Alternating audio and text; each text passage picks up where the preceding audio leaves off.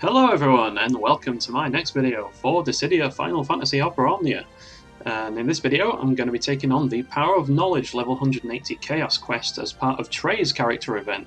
And for this one I'm going to be bringing along a team of Eald'narche, Sherlotta and Sazh with an Eald'narche friend and brothers as a summon. So we finally reached it, it's the end of an era. This is going to be the last video that I'm going to be making for the pre-LD and Burst era, because LD and Burst weapons are coming up, or at least they should be next week, with the impending release of Squall's Burst and a whole bunch of quality of life adjustments, I am sure, and the dreaded freaking cannon raid that I'm not going to be clearing at all because I don't have the characters for the Chaos challenge at least, and I'm definitely not pulling on the banner for freaking Gilgamesh and Ketchi. You can get lost with that shit. It's been a while since I've uploaded any videos. I am aware of that. I've actually recorded my clear of Sherlotta's Lost Chapter quite a while ago, but I've been very lazy with uploading it because I've been playing a lot of Tales of Crestoria recently. It's another mobile game. It's done by Bandai Namco, and I'm sure that already sets alarm bells ringing off in some people's heads. I'll keep it short and sweet. I will say if you're a big fan of the Tales series, then definitely check it out. Definitely re-roll and try and get yourself a good selection of SSRs. It doesn't use a real-time battle system. It's actually turn-based. It's a lot more similar to something like Grand Blue Fantasy. In fact, the game seems to be very, very much structured like that, where the actual main story, in my opinion, is incredibly well written by mobile standards. And in fact, the scenario that the game gives you, I think, would be perfectly at home on a sort of a mothership title on a console release. But the end game is a lot of spamming raids and a lot of grinding, and it's definitely not for everyone. But I will say, for the fan service factor, and if you want to see your favourite Tales characters in 3D and a new story, go ahead, check it out. But that's just my little shilling for Crestoria aside. I know there's some other Aranea content creators, like say Broadway saying, that have been playing it recently, and Jet Stingerin as well. They've hopped on over on the Crestoria goodness, and even Mets Play actually I think has been playing it. There's a lot of people, but anyway, we're going to be taking on Trey CHAOS, and I have heard some horrible things about this one, and I will say that they are both true and not true at the same time. It's definitely the hardest Chaos quest that we've had in a long time, because it used to be that, in the previous Chaoses we could use broken, overpowered characters like Eald'narche, Keiss, and Aranea, and we wouldn't really struggle at all. In this one, you'll definitely still get your cheeks clapped if you're not careful. That's why I'm bringing along two Eald'narches, because we're going to make sure that doesn't happen. I will show my artifacts for Eald'narche. I was super lazy with farming the third perfect on this one, because I've just been doing other things, not only just playing other games, I've been busy with work as well, so I figure, it's good enough.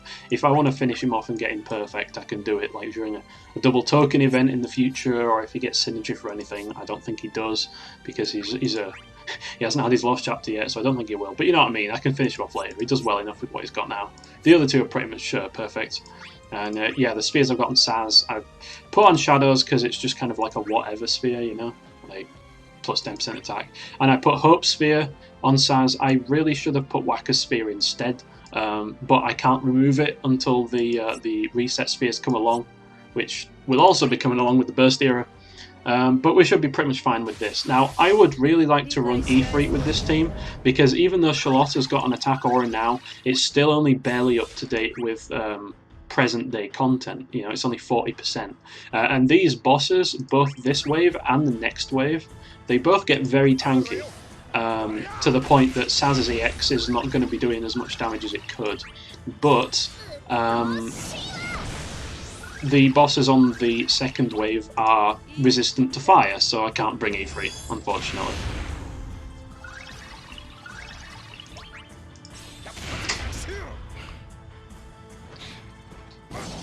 So we are going to get broken a lot right now. I'm going to try and use as many Uranus Cascades as I can. So I'm going to go with another aim here. And then I would do a skill 2, but it sounds like his EX is charged. So we'll just spread the love with Sherlotta's HP attack to make sure we get that lovely sap buff up on everyone, sap debuff. And I'm actually going to be popping the Crystal 65 with Sazh now, because we want to do that before the enemy's auras go up, because after the enemies like get their invisible buffs to be really tanky, then you're not even going to be hitting the overflow cap, even though you've got increased overflow. So we're going to use that on this wave, and we're going to use one on the start of the next wave too. I'm just going to respect the break order with these skill 2s. So one really nice thing as well, in my opinion, about running Sazh together with Sherlotta is that Sazh will extend her buff, because that's what he does. So her EX buff is going to last for like an extra turn longer, which really kind of helps not having to burn as many skills with her to keep it active. And she also, like, Sherlotta's EX Plus lets her start off with it as well, which is even better. So it's kind of like a pseudo recast speed increase, because even though her recast speed doesn't increase, you know, it's already half charged now. So by the time it's about to wear off, you'll only have to use 1 or 2 of these, and you can get it back online. So I'm not too worried about this wave, to be perfectly honest. It's manageable. It's the second wave, like the main boss wave, that is the biggest problem. For sure. Yeah, I'll use it. Why not?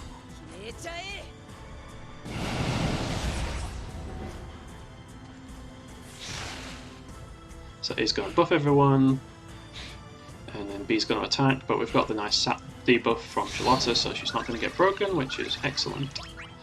And I totally just forgot to use Sherlotta's skill 1 there to refresh the buffs, but you know, never mind. Nobody's perfect, right? So we're losing out on some damage here, but it is what it is. And you notice how like Eald'narche is not hitting all 9s now.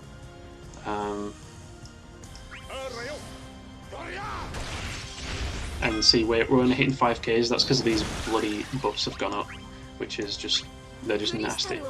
So let's get this back online.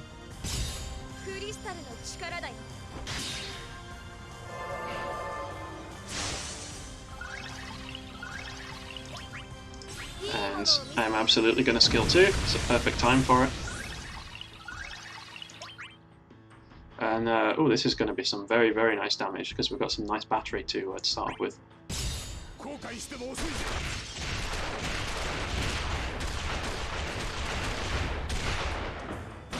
Just look at how little damage he does.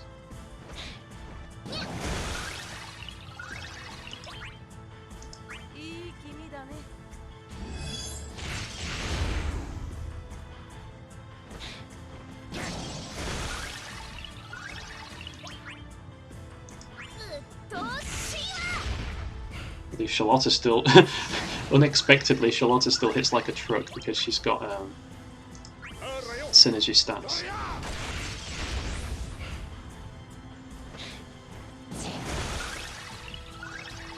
So Eald'narche's EX is basically charged at this point.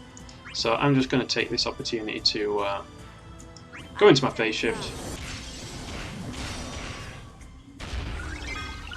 Very nice 95 to both of them, and I am obviously not going to use the EX. That would be dumb as hell. Who do you think I am?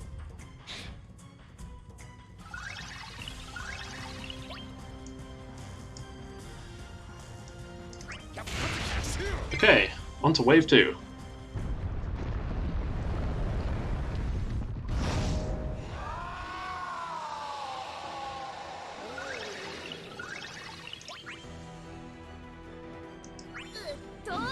So this is definitely the biggest problem, because these things are absolutely awful. Let's pop this, like I said I was going to, because we get the most advantage out of it when they're at full health, because we do the most damage at that point. But yeah, these things are nasty. They've got attacks that will guaranteed break you, regardless of whether or not they hit you, just like the ones on the Fran event. They have an attack that will give them instant turn rate if they break you, and they're probably going to kill someone if they do that.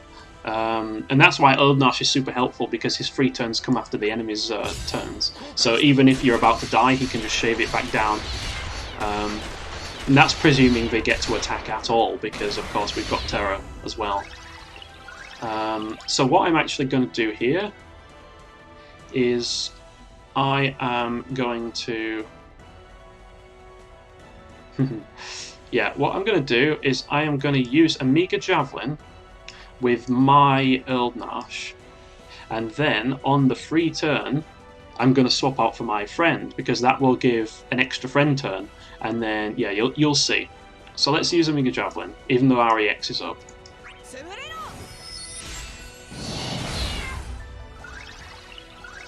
Okay, so that's whatever. I'm just gonna... I'll attack boost for Sherlotta so she doesn't get broken. Okay, so nice, we've got the free turn. So here what I'm going to do is I'm going to swap out for my friend Eald'narche. And I'm going to go straight into the phase shift, which is going to consume a turn, sadly, because it'll go on to his next turn, because if you go on those free turns and use an instant turn rate skill, it still uses up a turn. But he's still got 5 turns left, as you can see. So now if I set up a Mega Javelin with my friend Eald'narche, his counter goes down, but now he gets another turn, and his counter will not go down. So of course we use Vortex, and we just spam skills to high hell. And thankfully they stayed in the same order. What we really want to do here is we want to break out of sequence deliberately, so that we can basically milk as many free turns as we possibly can. I think that is the best call. And because we've got Eald'narche's free turns, we don't need to worry too much about getting broken. Because even if they do that, and even if they're about to slide up, then yeah, it's totally fine. So what I'm going to do here is I'm going to break A. Oh wow, that does like no damage. We need to get Sazh buffs up on Eald'narche. Oh, I should have used skill 2.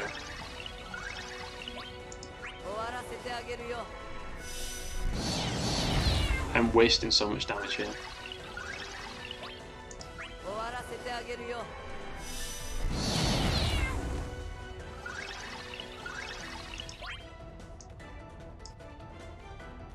We're okay to use the EX.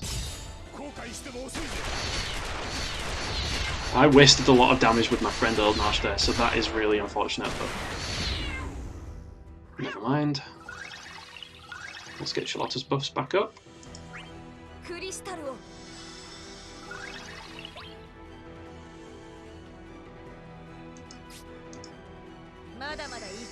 going to use that because I basically never use it otherwise.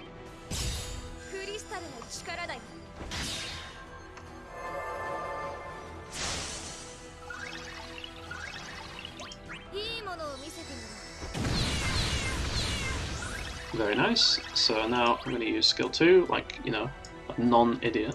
I'm going to break A, because B won't be able to attack anyway, as we can see.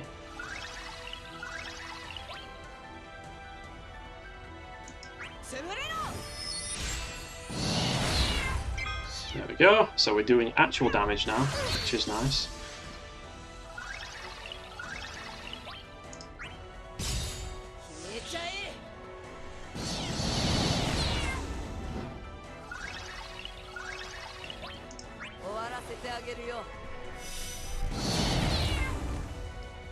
Oof, the friend Eald'narche isn't as strong as mine, I think.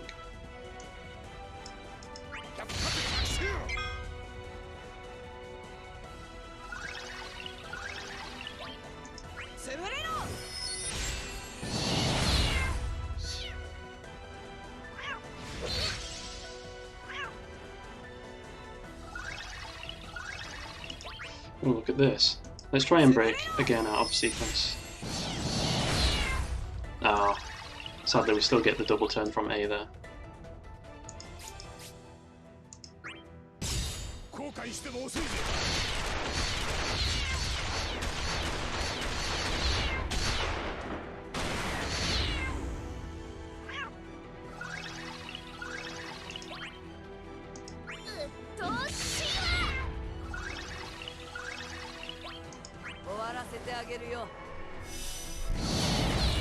Ooh, 72k on both, me like.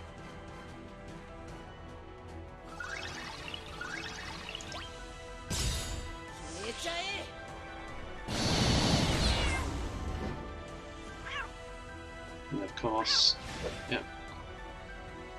So you see how A just slid up there and got instant turn rate? Yeah, that's the thing. But they're both targeting Eald'narche now, which is epic. That means we can stun lock them for the rest of the game, hopefully.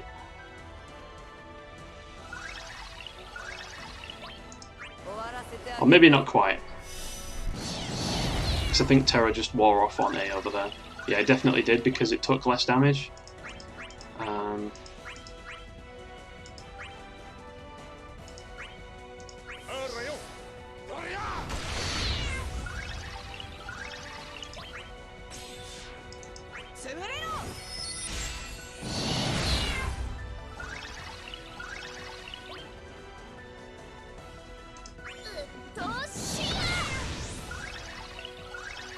Okay, so B thankfully still has Terra.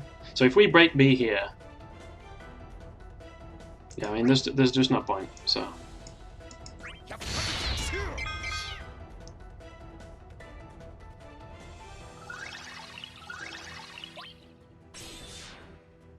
oh wow, we're really well and truly out of.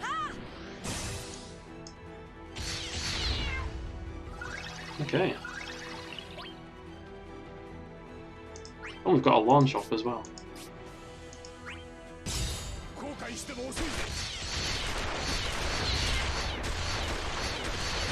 Let's see if we can try and keep the launch off there, and then we can sort of go in with Sherlotta and just do some absolutely rancid amounts of damage. Okay, this is going to do... Yeah, that's going to hurt. Sadly.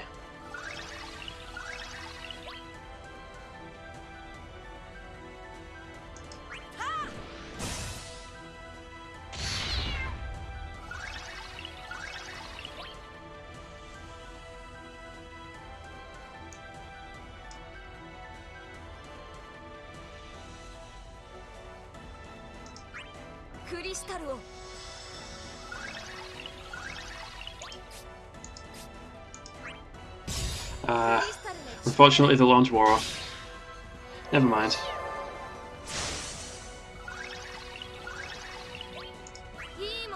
It's all good, it's fine. We can get it back.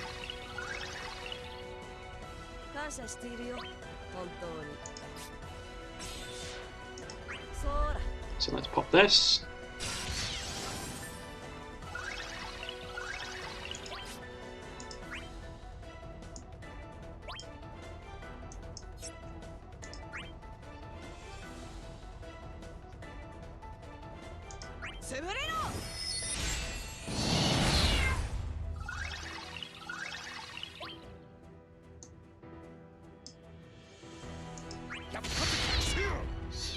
Okay. So that answers that question, because B still had Terra on it, but it was still able to attack my Eald'narche. So it's like with Realm, it's the last version of the character to inflict the debuff where it actually takes effect. So here, I'm not even going to be taking any chances at all. I'm just going to go into summon on the free turn, so we get like as many summon turns as possible.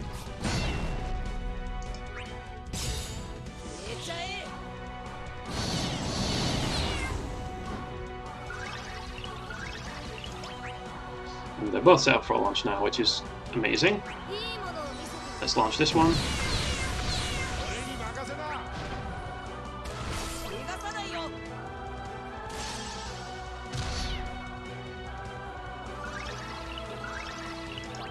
And this one.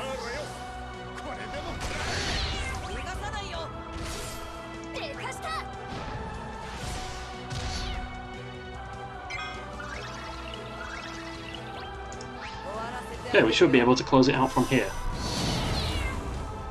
One hopes.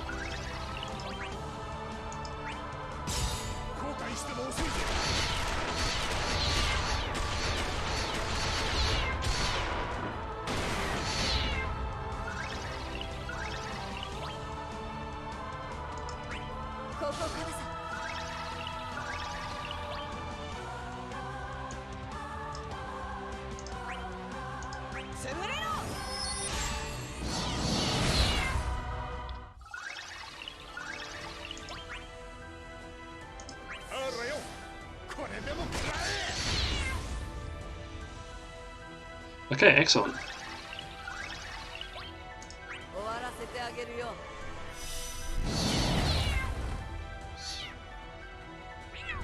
Okay, that's also gonna hurt. But we eat those all day.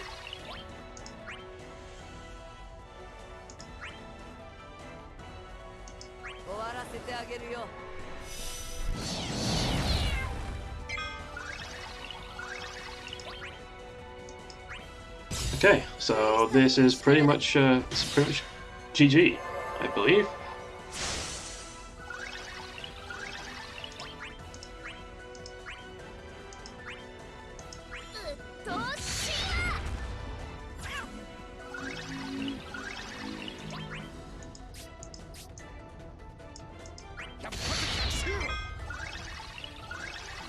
Okay, and Eald'narche gets to finish it.